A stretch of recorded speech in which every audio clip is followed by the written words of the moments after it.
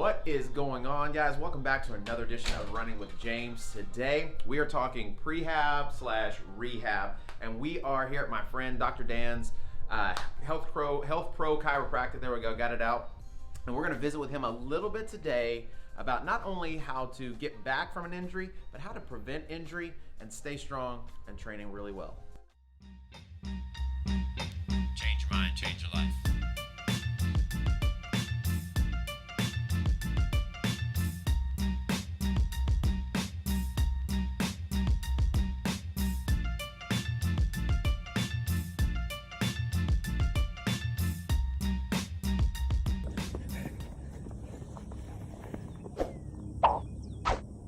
All right, guys, so this is Dr. Dan, as we call him, and so we actually work together with the Champions Running Association. It's the running group that we are part of. He actually is one of the founders of it, so he is my assistant / I'm his assistant coach. He's always trying to take over. He's always trying to circumvent me. So, but today I figured it would be a good idea to kind of talk about, like I said, rehab and prehab. So, Dan, kind of tell us a little bit about what do you do here on a regular basis? Like, what's a day in and day out thing for you? So I am a sports chiropractor, acupuncturist, and obviously I do the PDs and pregnancy, but sports chiropractic is kind of my forte. And it's all about getting people back to previous injury levels quicker than, obviously majority of these injuries take a long time. So my goal is to get them back to doing what they want to do faster and quicker. Right. So he actually worked on me. So I ruptured my Achilles, I don't know, 5 years ago, 6 years ago, something like that. And so as soon as I got out of the boot and as soon as I was able, I started coming to see him, and he was helping get rid of scar tissue and help get my mobility back and strength and things of that nature. So I can attest, he knows what he's talking about. So first of all, let's talk prehab, right? So if we're talking about prehab, what would you put in the category of like prehabilitation, right? Or prehab? So with any runner or athlete, stretching is the one thing that you preach to everybody. And it is important because you got to get your muscles primed for whatever activity it is. So almost religious amount of stretching, not even the days that you're running or doing your activity, but throughout the week is one of the best ways to prevent injuries. Okay, so basically, as part of your training process, you put in some sort of training, stretching regimen, right? So what do you see a lot of times, like what is most of the issues you see when people are coming in? Pertaining to just runners, it's usually hamstrings, glutes, tight hip flexors, IT bands. I'm a big proponent of dynamic stretching before your activity, and then static stretching either after your activity or just throughout the week to really put that elongated stretch on those muscles. But definitely dynamic stretching before your activity is just a good way to prime those muscles up, get blood flow to them, and just get ready for that activity. So a dynamic stretch is something with multiple movements, Your right? butt kicks, your high drills, knees yeah. are essentially dynamic stretching because Yeah. you are priming those muscles up for that exact activity that you're doing. Right, for sure. So most of the stuff you're seeing, obviously, if you're a runner, more than likely, I heard someone say the other day, actually, they said, as runners, we expect to get injured, right? We should expect to get injured. And I hate that that's a philosophy that runners have, because that should not, I don't believe that should be an expectation, okay? Yes, injuries do happen, right? But usually, injuries happen for a couple of reasons. Number one, overtraining. We know that one, right? I've been guilty of it myself. And then number two, usually is muscular imbalances. Correct. And so if you can address those two issues, usually you stay fairly injury-free. I think the other fable is the more running you do, you're going to mess up your knees. And Yes. that's not even the case. Running has been shown with research that it actually improves the joints in your knee by building up the density of your bones. It's the muscle imbalances that cause those knee issues, those osteoarthritis in the knee joints. So that's really the muscle imbalances and the lack of mobility in your joints is really the cause for a lot of running related injuries that get this bad rap for just being due to running in general. Right. Well, I mean, in addition to that, though, if we take it a step further, it's not just that running. It's there is this philosophy, or there's this old wives' tale or whatever, that if you run, you're gonna have bad knees, right? Right. Really, what it comes down to is the imbalance, like you said, and the mobility, the lack of mobility, is what causes the issues. Well, whether you run or not, you're probably gonna have the same issues. Right? So if you're not active at all, it's probably gonna be the same. If not worse. If not worse, you're just probably not gonna be as aware of it until you try to go on a hike for a mile or something like that, Exactly. or try to do something, you know, more intense than sitting on your couch. 100%. Let's kind of jump into rehab a little bit. We'll come back to the prehab. So, when you are helping someone recover from an injury, right? You know, what's that process look like? You know, and you know, how long does it usually take? Yeah, well, let's go into a room and we'll talk Okay, about it. sure. But we're basically looking for what's painful, obviously. Of course, and then right. the reason for it. So is it lack of mobility in the joint? Is it the muscle that's just tightened up? Is it a strain? Is it a sprain? And we just kind of go from there. All right, so let's say I come in, right? And actually, you know, it's been a while, but since I've had any kind of main issues like that. But for a while, I was having some hamstring issues, right? You remember that? Yep. And it was just really bothering me, and it was felt always tight, right? And so you kind of set up like this process. You said, okay, we're gonna do these things. So if I come in and I all right, my hamstrings bother me again, Daniel, what would be some things that you would do? So the first thing is we're going to find out if it's the hamstring just not firing, or if there's another component preventing that hamstring from fully stretching and then, you know, contracting completely. So we'll typically have you lay face down here. We'll kind of assess your hip alignment, and then we'll find out if the glute is firing, and then we'll find out if the hamstring is firing, and then we'll find out if the quad is firing correctly. Okay, so let's say, so the hamstring's bothering me, and you talked about like, is the glute firing properly, you know? So in other words, sometimes within training or whenever you're doing an exercise, we talked about the imbalance, right? So maybe my glute's not fully developed, right? Or maybe I'm not utilizing it when I'm running, right? So maybe I'm overstriding, Right. or maybe my hamstrings are maybe they're tight, right? Because I'm overusing them. And what are some things that you would do to kind of help it? What would be some things to help with the rehab of it?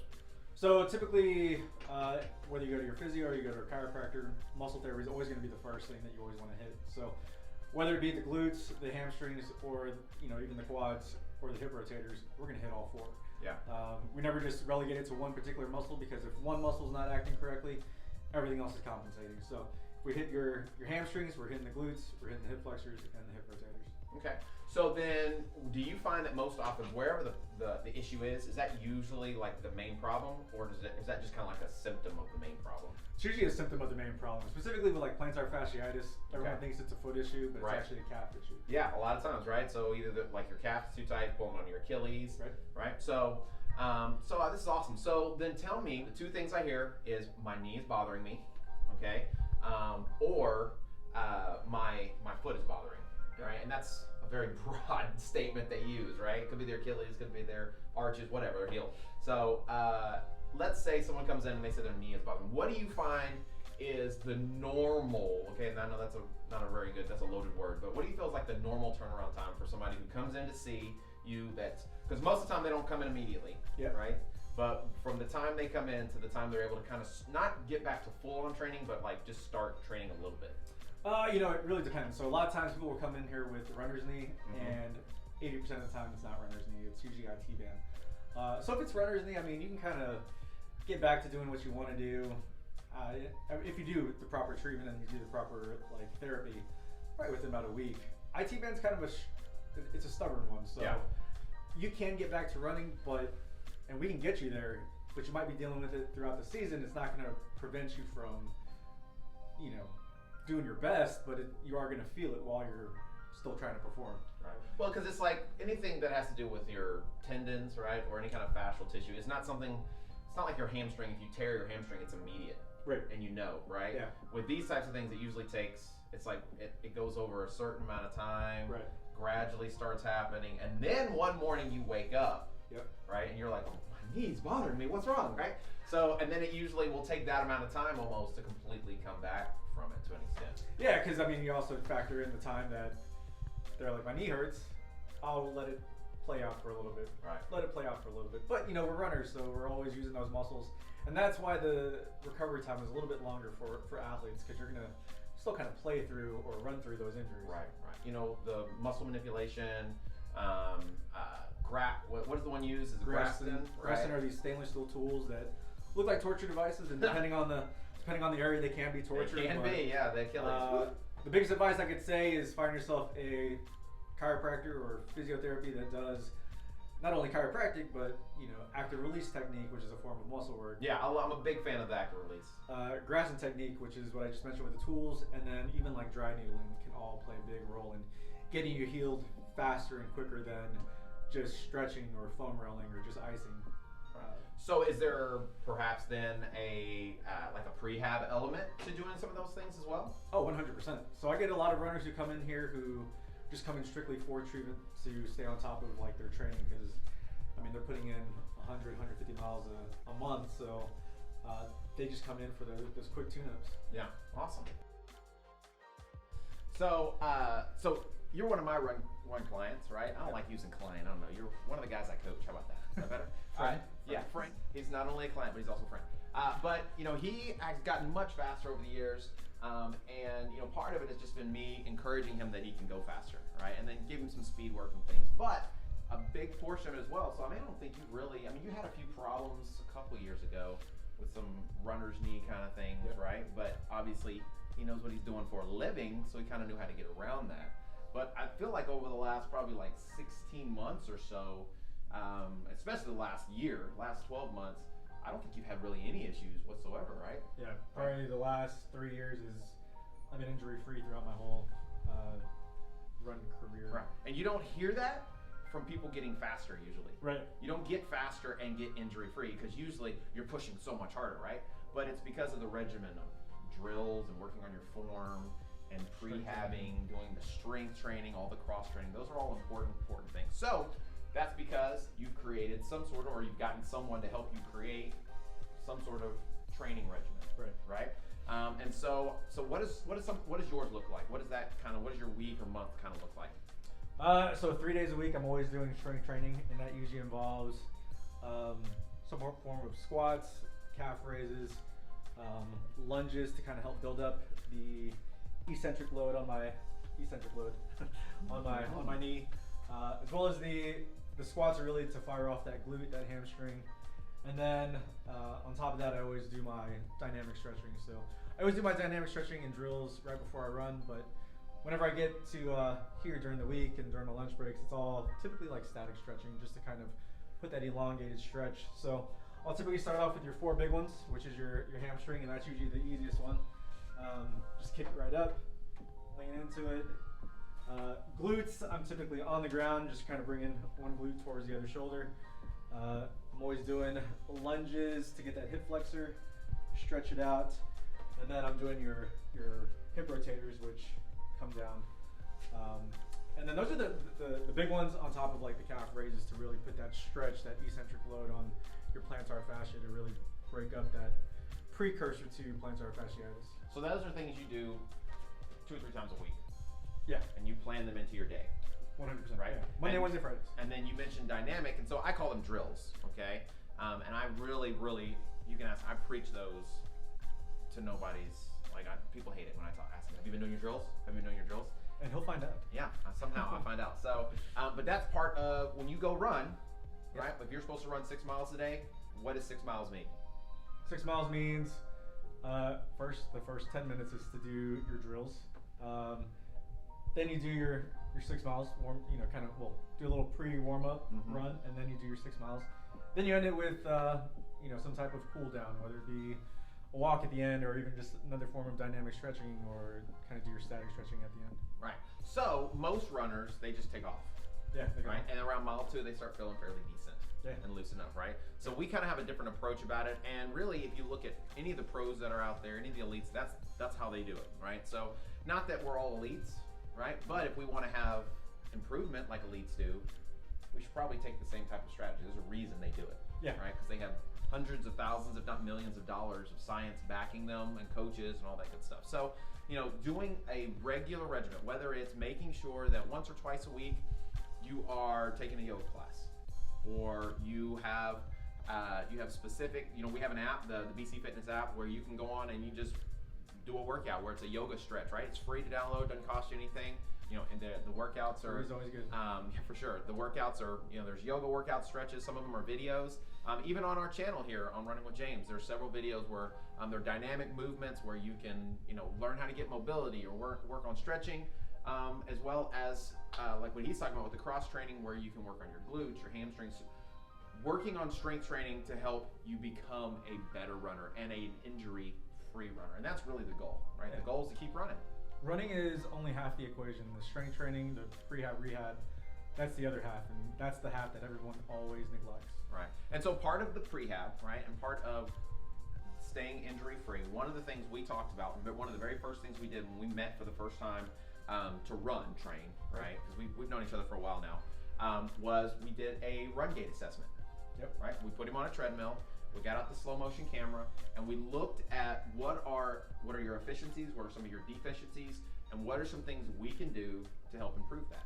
Right. And I know for myself, because I've done it for myself as well. I've had it done for myself as well. I do it for all of my clients. And one of the things I feel that makes people make the biggest improvements in their speed, and then preventing injury, is improving the form. Oh yeah.